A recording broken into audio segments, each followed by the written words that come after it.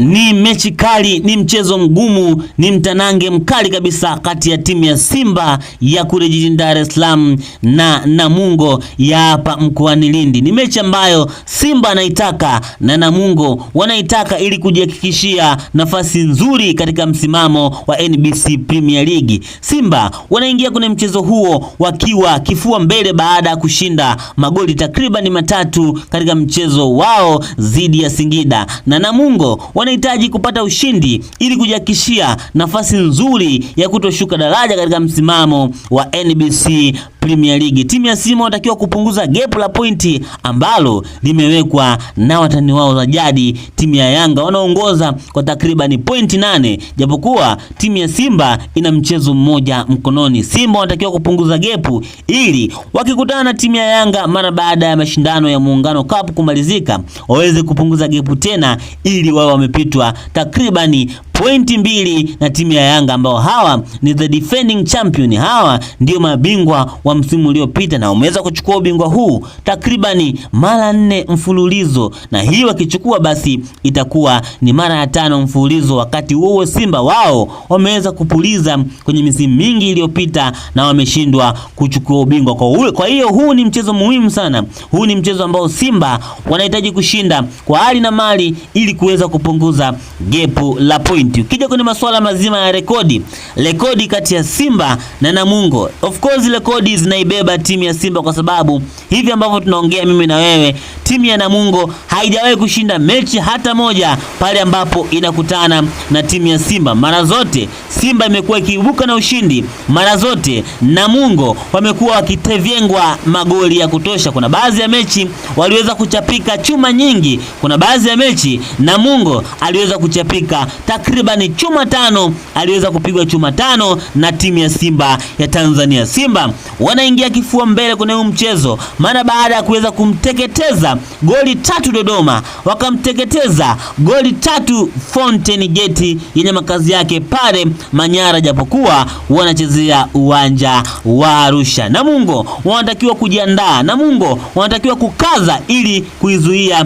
timu ya Simba ambayo inapeleka moto. Wachezaji wake wamekuwa wakifanya vizuri zaidi, wamekuwa wakifanya vizuri sana tactically. Naona Namungo wakiwa kama second team tactically, naona Namungo wakiwa kama timu ya pili kwenye mchezo huu, na Simba watashambulia sana ukizingatia wachezaji wake muhimu ambao walikosa kwenye mchezo wa Fountain Gate. Wachezaji kama Yusufu Ali Kagoma, wachezaji kama Shomari Salum Kapombe wanarudi mara baada ya kutumikia adhabu ya kukosa mechi moja inayotokana na kadi 3 za njano za mfululizo. Upande wa pembeni Duchu aliweza kudeliver performance, lakini upande wa pembeni tena Shomari Kapombe atakuja na kufanya mabaraa ambayo amezoea kuyafanya, mabaraa ya kumwaga cross. Mtazame Suleiman Mwalimu amerejea katika kilele, mtazame Suleiman Mwalimu yuko vizuri sana na ataenda kuweza kufunga goli katika mechi ya kesho.